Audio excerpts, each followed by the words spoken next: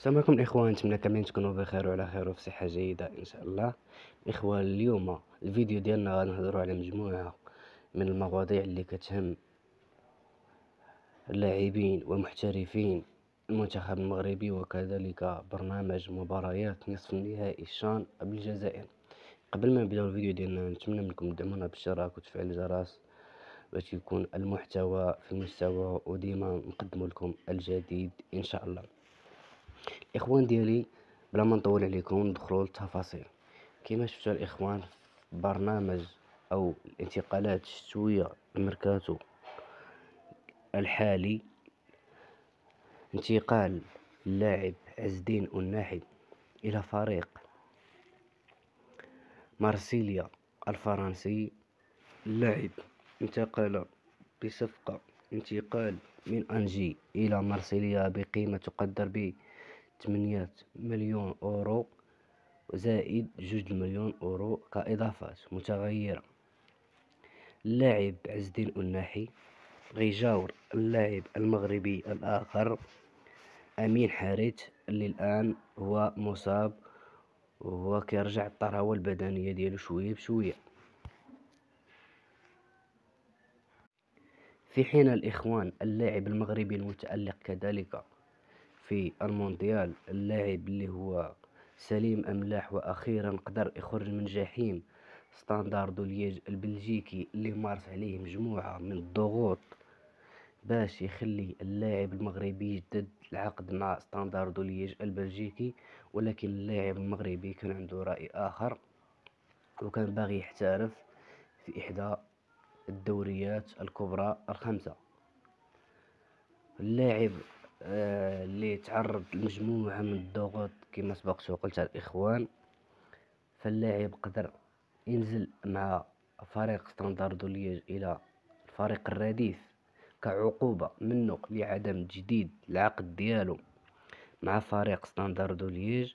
ولكن وأخيرا بعد المونديال، سليم أملاح قدر يوقع الفريق بلد الوليد الممارس بالدرجة الأولى الفرنسي، وبهذا الانتقال فهو غيخرج من داك الجحيم ديال ستانداردو ليج البلجيكي. وهو كذلك الآخر غيجاور لاعب آخر مغربي اللي هو جواد الياميق اللي كيلعب في بلد الوليد. في انتظار الإخوان الانتقالات الأخرى للاعبين المغاربة متألقين، من بينهم زياش الذي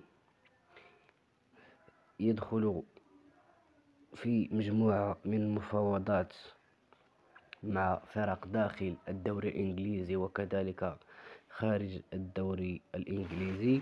فكانت هناك مفاوضات أو صفقة انتقال تبادل بين إدارة تشيلسي وكذلك برشلونة بانتقال لاعب المغربي إلى برشلونة الإسباني، وكذلك في الجهة المقابلة انتقال فرانكيسي من برشلونة إلى تشيلسي. ولكن المفاوضات تعثرت من الجانبين، في حين أن هناك عدة أندية مهتمة من قبيل روما وكذلك ميلان الإيطاليين.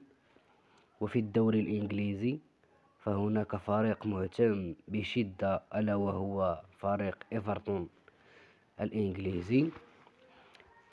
أما بخصوص اللاعب الآخر المغربي سفيان أمرابط، فمجموعة من التقارير اللي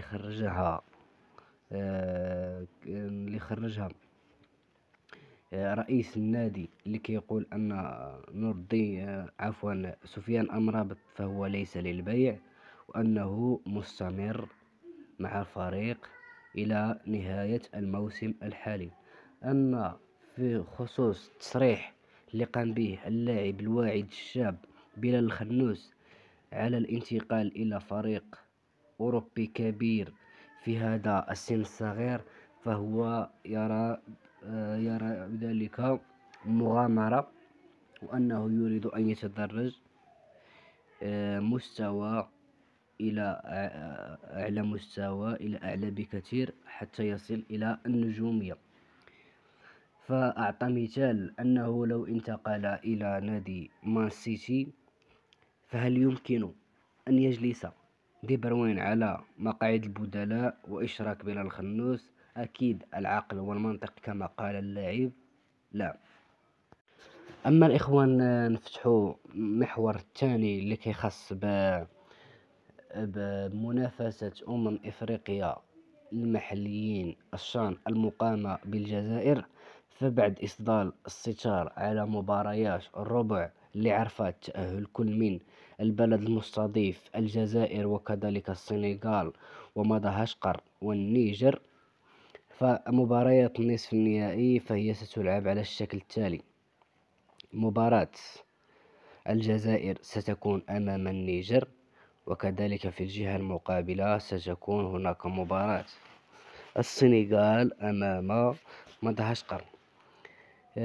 ربما الجزائر والسنغال هما الأوفر حظا يتواجدا في نهائي الشان المقام بالدولة الشقيقة الجزائر، إلا أن الكرة الإفريقية الحديثة فهي تعرف مجموعة من المفاجآت، وكذلك إن لم نتفاجأ إن وجدنا مدغشقر والنيجر في النهائي أو السنغال والنيجر في النهائي، وذلك راجع لأن الجزائر المستوى ضعيف جدا، فهي دائما ما تفوز بركلات الجزاء أو بهدف مقابل 0. كما شفتوا الإخوان، الآخر نادي الأهلي المصري وكذلك أوكلاند سيتي اليوم حطوا الرحال ديالهم في مدينة طنجة، اللي عرفوا بواحد الاستقبال صراحة أقل ما يقال عنه، هو استقبال بسيط ولكن بصفات عالمية، ونال استحسان مجموعة من الخبراء والرياضيين لنادي أوكلاند سيتي وكذلك الأهلي المصري، في مقارنة بين